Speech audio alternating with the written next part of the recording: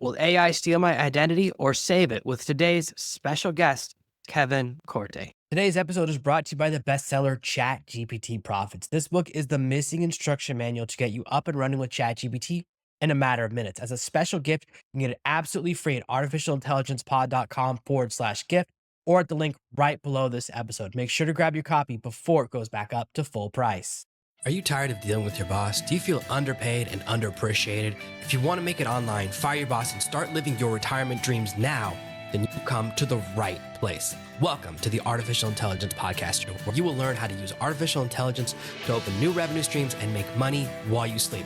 Presented live from a tropical island in the South Pacific by best-selling author Jonathan Green. Now, here's your host.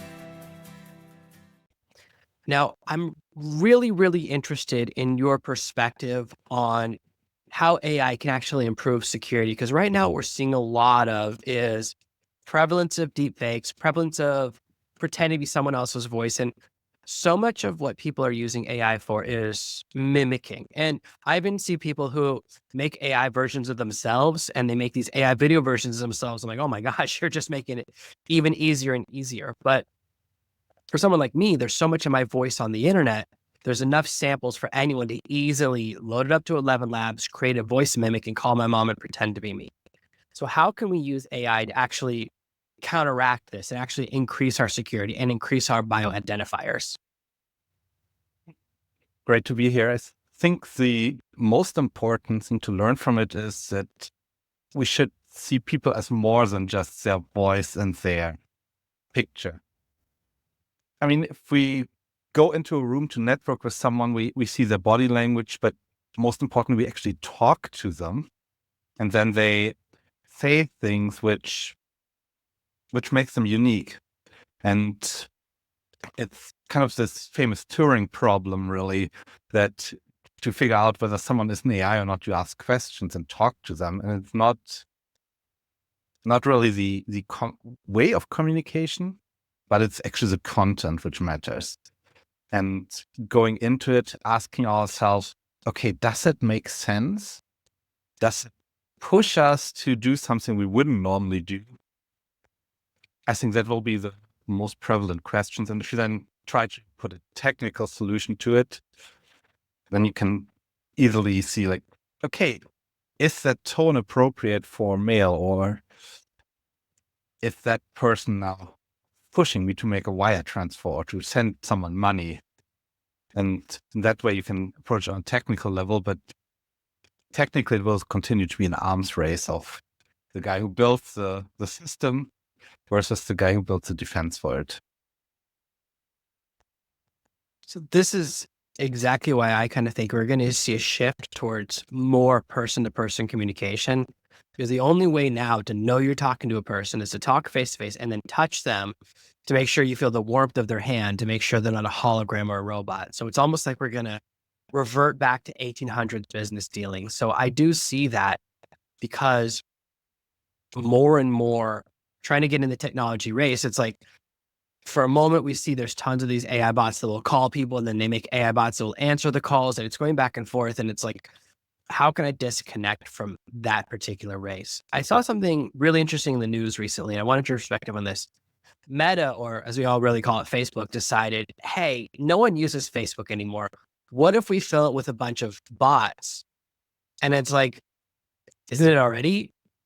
Wasn't it already filled with bots? So what do you think about this too? It seems to me like the bots really only work on people above a certain age to create pseudo engagement. Anyone under like 50 or 60 doesn't really fall for bots anymore, but people older, they fall for these really weird AI generated images of a cat with too many legs or a cake with 700 candles. We see those like really silly images, but it's only because AI stuff is so fresh. Like same thing 10 years ago, like when last technology was new, you can trick the oldest generation. But what do you think about this shift to creating more and more AI bots and thinking that, oh, what people really want to do is talk to an AI, not talk to a real person? Do you think that's the right direction, or it's exactly moving the opposite direction? It's going to push people off of Facebook. First, I think we should take the age out of it. I think the age is more a Facebook problem than the bot problem, because some of the biggest influencers on Instagram and TikTok are actually bots. and they have followings mostly in not even millennials like myself, but Gen Z, Gen Alpha. So it might be more that the Facebook as a platform and their target group is more the issue than the bot. I think you're right. That makes sense. Which also makes sense. If you don't never go to Facebook, you never fall for the bots there. Yes. In influencing someone with new technology and using it to give like messages, it's the interesting part is what you use it for and what you actually fall for. Because what people can efficiently use it is for making short messages.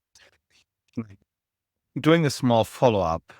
If you send like after your podcast a message, hey, it was great talking to you. And I like these 3 points we talked about. It has a great impact on me remembering the podcast and me putting it out later as a social to point to you. But it'll take up lots of time.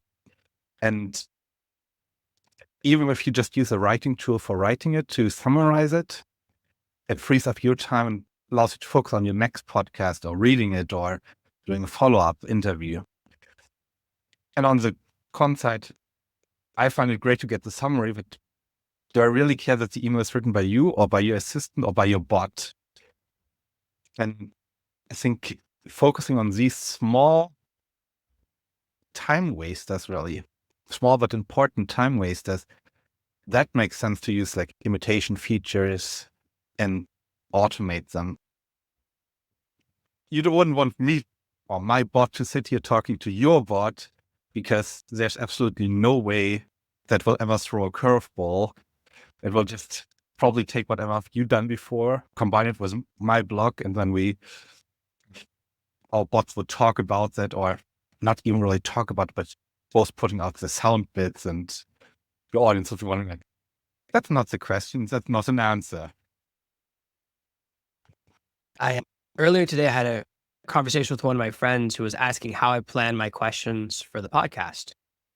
And I said, well, I usually have 6 questions and I will ask one of them because how do I know what the other person's going to say?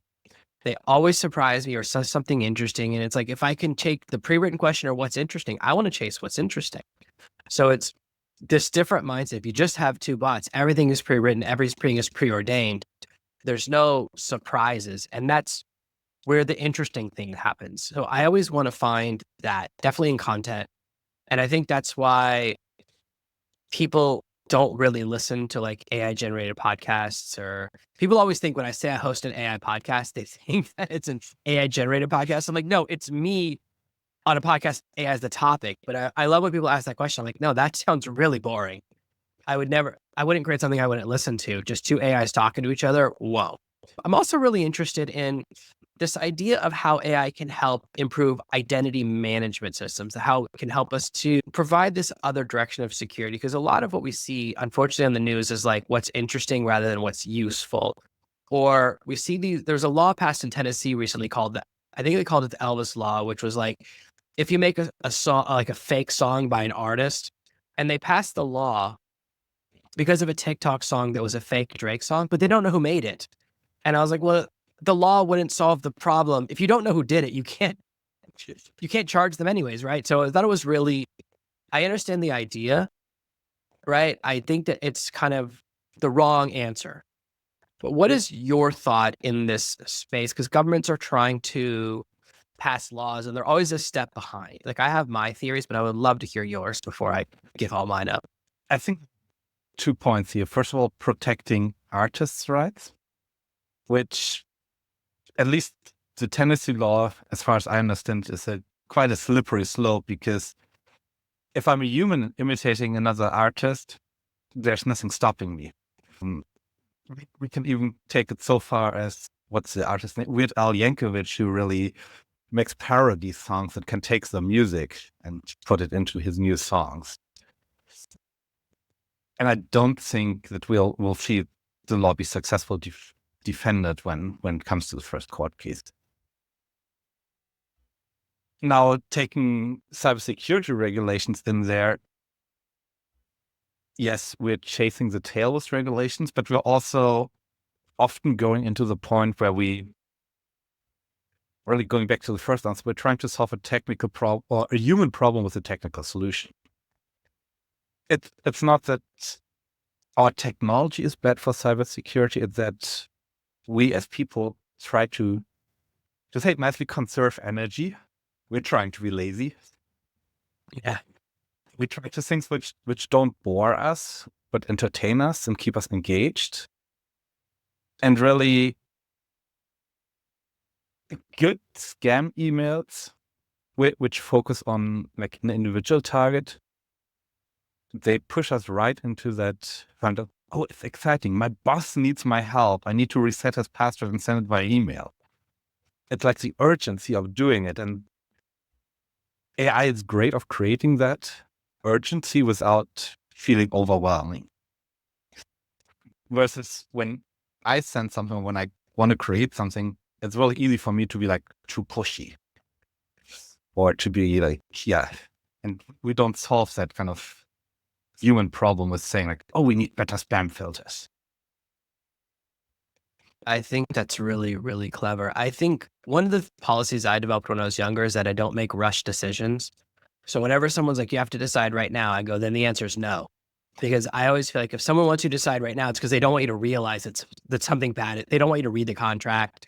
Like I once dealt with someone who says, oh, I hate getting lawyers involved. They always ruin everything. I was like, oh man, what are you planning to do to me? You know, my whole family's lawyers, and it's like my dad's a lawyer, my sister's a lawyer, my brother-in-law's a lawyer. There's one thing I know: as soon as someone's like, "Oh, don't have your lawyer read this," it means it's got something awful is about to happen to you, right? So, kind of thing. I don't want your thought on it. I feel like you should just own your face and voice. So I don't think like paparazzi should be allowed. I think if someone takes your picture, you own it, not the person who took it, right?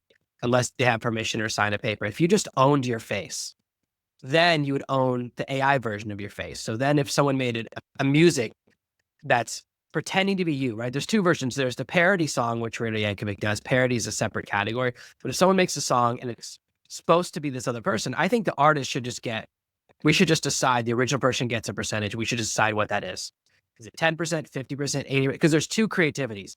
And then it's like, okay, we already know who it's supposed to be. So that whoever did the AI thing gets this percentage and the actual original person gets that percentage. And then we've just decided, like, it's just a simple thing. We said the original person's voice is worth this. And maybe I don't know what to do about people that do, they can make themselves sound like other people. Obviously that I haven't figured that one out. Like, should you have to pay the person you're pretending to be? I don't know. But for AI, like, why do we have to make it so hard? Why not just pay both people? One person's original voice and one person had the idea, right? And modified it. I think that the hard part isn't to say, okay, you can't imitate someone to be Dre or to be President Biden calling, hey, do something, because we have laws to protect against this kind of imitation. Exactly, because people can imitate your grandson on the phone. And then it's like that famous scam. And we have laws that protect against it, and they apply to AI as well. Problem comes more when you create songs or images that are similar to Dre or similar to the applicant, and which involve 3 or 4 artists or 3 or 4 people. And we see it a lot in sales spots, actually. If you go on LinkedIn, your inbox probably looked like mine and has like 400 people offering you LinkedIn optimization and lead generation and marketing help. Oh my gosh. Yes. I actually get a lot of, your podcast is so good, but why is the audio so bad? Or why is it's always like compliment then insult. It's a sandwich: compliment, insult, compliment. Your podcast is good, but this part stinks. I can fix it. And it's like, well, I hate that, but you're exactly right. This kind of mass appeal. So one of the areas that really interests me as well is kind of, what do you think the future of cybersecurity is? Like, we are, as much as we can detect AI now, it continues to get better and better. So the tricks we can use now to detect if you're talking to an AI will stop working in 6 months or a year, and you'll have to find new tricks and new ways. But it does usually say something that's a little bit off, but eventually it will get past the point where that doesn't happen anymore because it has enough data from everyone. So what do you see as the future or the intersection of AI and cybersecurity? Because right now, the biggest vulnerability is still people, social engineering. I will remain the biggest vulnerability. So in that sense, it won't change. With language being off, if you go out today, read Shakespeare, you want to, oh, that's so old and so out of date from the writing style. It's still Shakespeare. It's great to read, but you wouldn't write it. And if you start speaking your pockets in that same rhyme scheme, people were like, okay, it's great for one episode, but 300?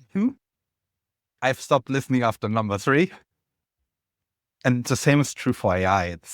Its style isn't there where we are, and it's certainly not there where we are tomorrow, because in a sense, you need tons of data to imitate. But for solving the security issue, yes, we will go back to more in-person meetings. And if you look at sales and the famous, okay, we close deals on the golf course.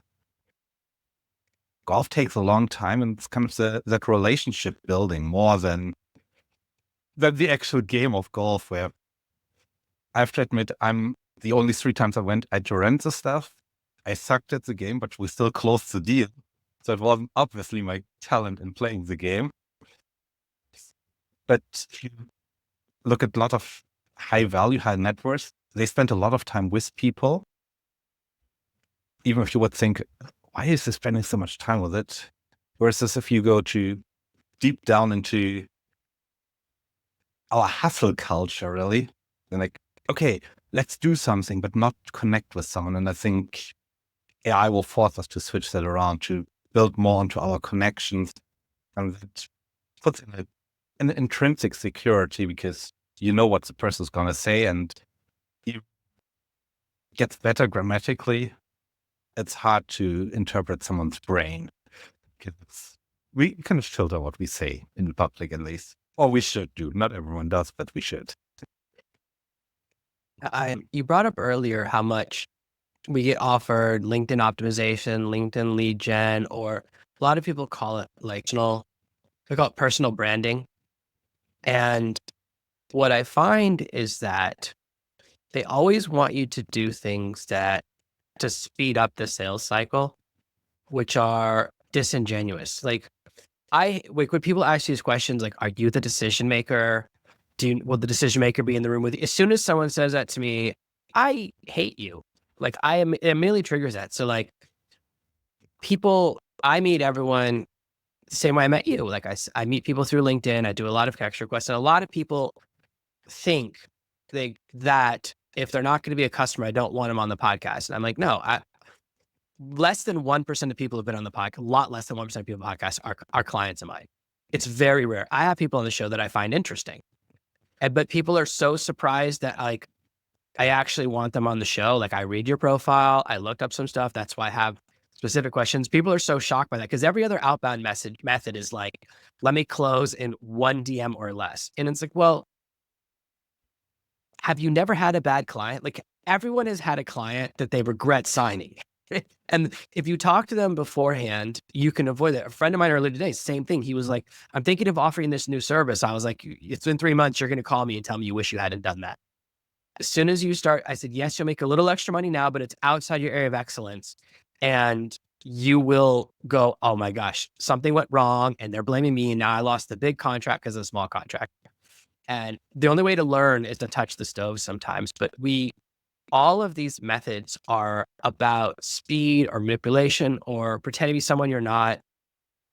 And the problem is it's really hard to remember who you're pretending to be when you're being somebody else. And when you're creating this speed conversations, I have conversations, like I have this problem, like, and the exact reason that I have someone do the pre-podcast phone calls is because I will stay too long. I book a 15-minute pre-call. I always do an hour because I get interested and I'm having so much fun. And then I don't spend the day doing anything else. So my problem is not that I don't like the calls. It's that I like them too much. And I was trying to explain to someone, I was like, no, everyone I meet, I like.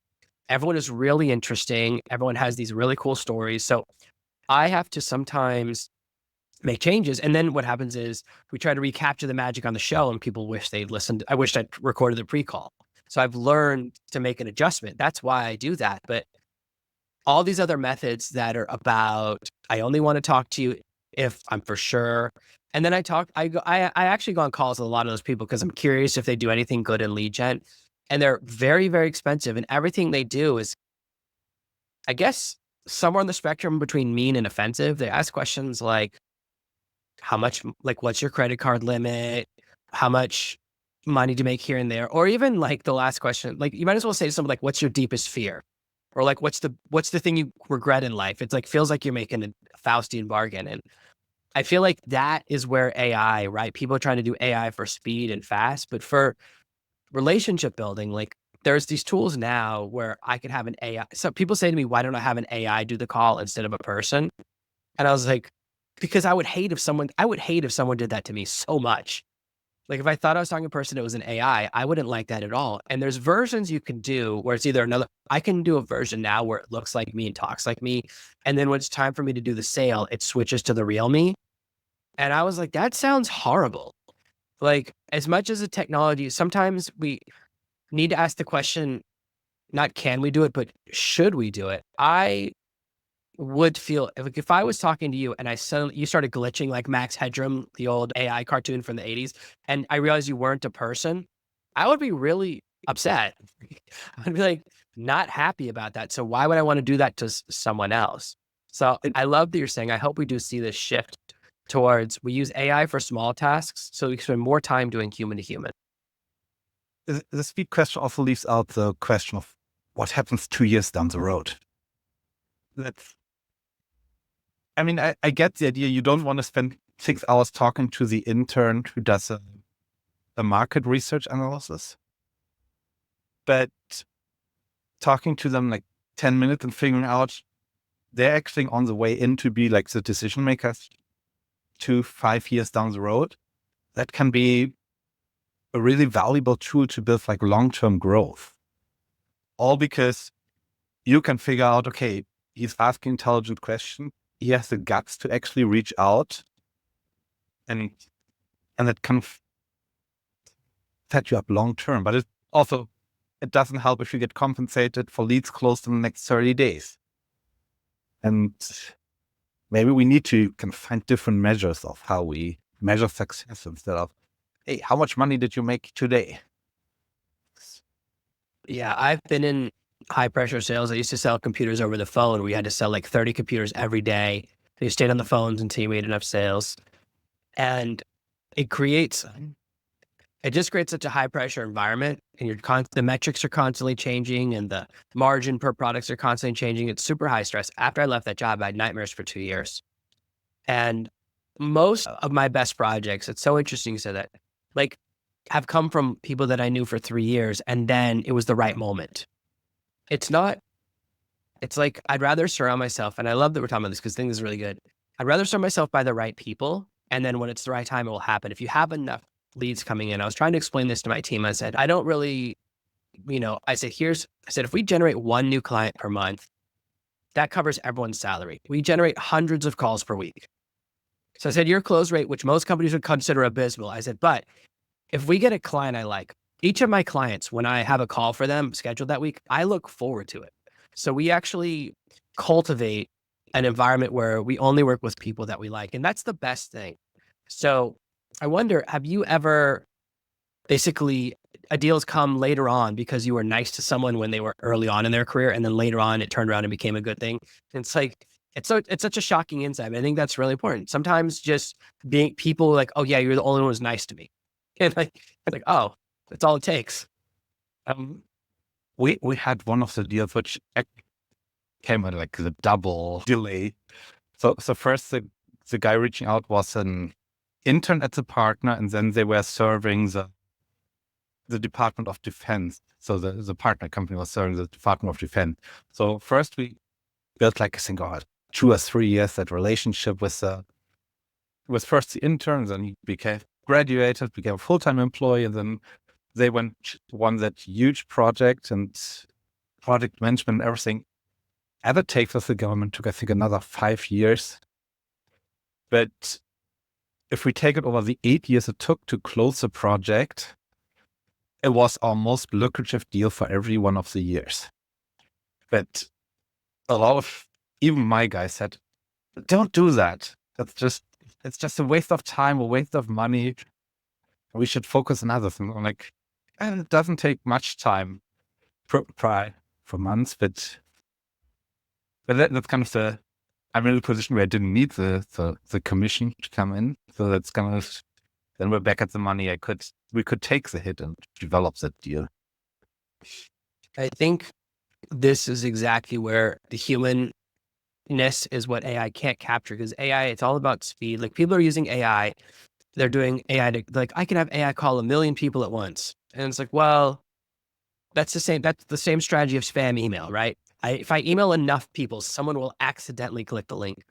And there is this thing, the je ne sais quoi, that I'm talking to a person, or, you know what, this is a person who was nice to me 4 years ago, or this person looks like someone I was friends with in high school. And the removing the need for speed, because most people who are heavy salespeople, they call it like hunting. I'm like, well, I like farming, which is I plant a bunch of seeds and they grow at different rates. And then this becomes a great deal and this becomes a great deal. Like, maybe you and I are friends for 20 years, and in 20 years, something comes up that's a great deal. And it's like, well, was that 20 years wasted? No, because I have hundreds of seeds out there, and one grew this month and one grew that month. And it's, yeah, if you only have one seed or you only do one phone call a year, then of course it's all of this pressure. So I think that this is definitely one of the areas, and that's the key. I think that, like you said, is that we use AI for the small tasks. It allows us to do the tasks that matter. And people always want to use AI to answer their emails. And I'm like, well, don't do that.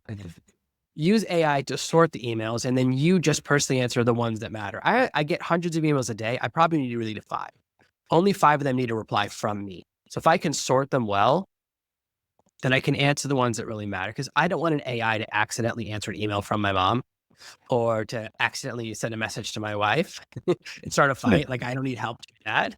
So I love this perspective. And I think that a lot of people will really find this valuable as they're thinking about how AI can actually kind of create a panacea. Like, I already see with the thing we mentioned about Meta, as soon as they implemented all the bots, like, the number of human people just said, oh, I'm not logging in anymore. Like, the actual engagement plummeted, because people go, oh, I'll just go outside then. I'll just go talk to other people. So I think we might actually see a renaissance where people are outside and sitting in the park and looking at the sun. So we might actually see, like, all the social media platforms plummet, because you go, oh, that's just AI's talking to AI. I'll just go outside and talk to a real person.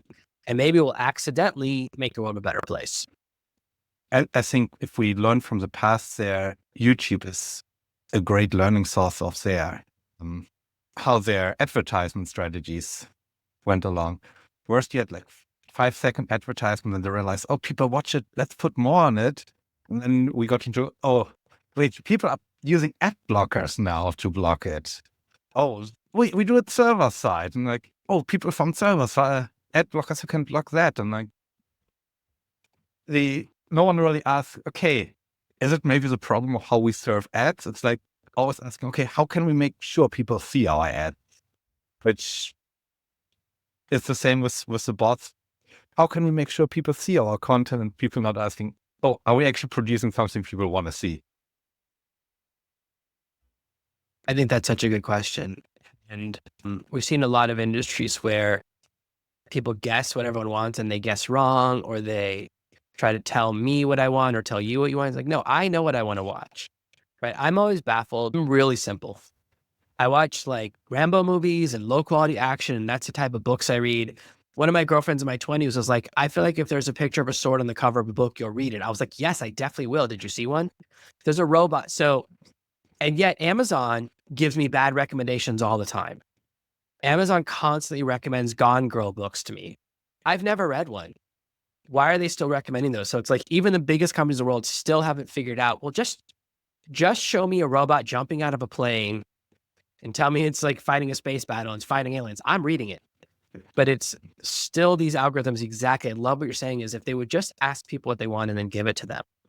And it sounds like a revolutionary idea, but if you just say, like, I remember I used to watch older TV shows when they would have the commercials would just be part of the show. And if they did that and only that, right? Don't do that and the ad breaks, just do one or the other, because they're trying to do things like, oh, you have Hulu, but you have Hulu ad free, but we're still going to do ads anyways. It's like, what?